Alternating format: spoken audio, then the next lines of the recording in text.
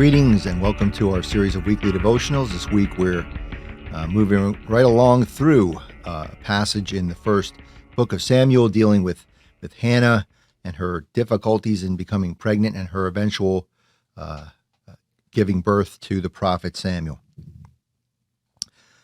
You remember that movie from the early 90s, A Few Good Men? The character of Jack Nicholson, he's a colonel in the Marines, and he's being grilled in a trial by the character played by Tom Cruise. And at sort of the climax of the scene, Tom Cruise yells at him, "I want the truth." And Jack Nicholson says, "You can't handle the truth." That was my best Jack Nicholson impression. I think it's true, though.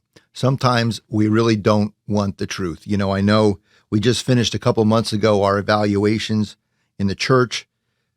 The spiritual council gave me my pastoral evaluations, and of course, I want them to tell the truth.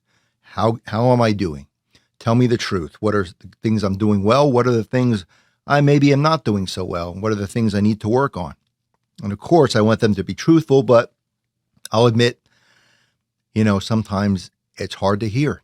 It's hard to hear the truth when maybe it's something you just don't want to hear. It's criticizing you in some way.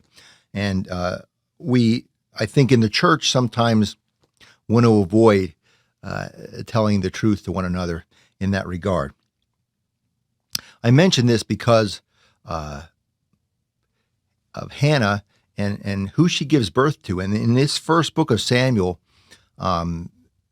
it's the context of this story is sort of the birth of the nation state of Israel.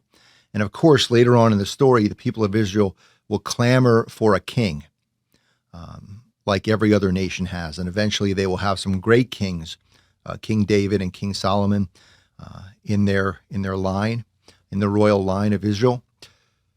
But this story points out the fact that the nation of Israel was born not being led by a king, but being led by a prophet, the prophet Samuel, a truth teller, because as we know, prophets, that was part of their calling, was to tell truth to power, speak the truth to the nation of Israel and tell them when they were and when they weren't following God's guidance. And so the nation state of Israel was born not as a powerful kingly state, but as a prophetic state, as a state that, as in its heritage, was one called to tell truth to power. And I think we would do well to remember this. Sometimes in the church, we would much rather avoid speaking the truth to the community, to the world at large. We would rather gloss over some things we feel are too controversial, hot button topics. We would rather avoid those things that might unearth some conflict or bring forth disagreement.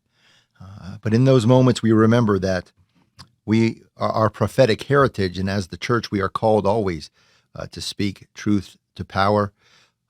It's who the people of God were born to be. Amen.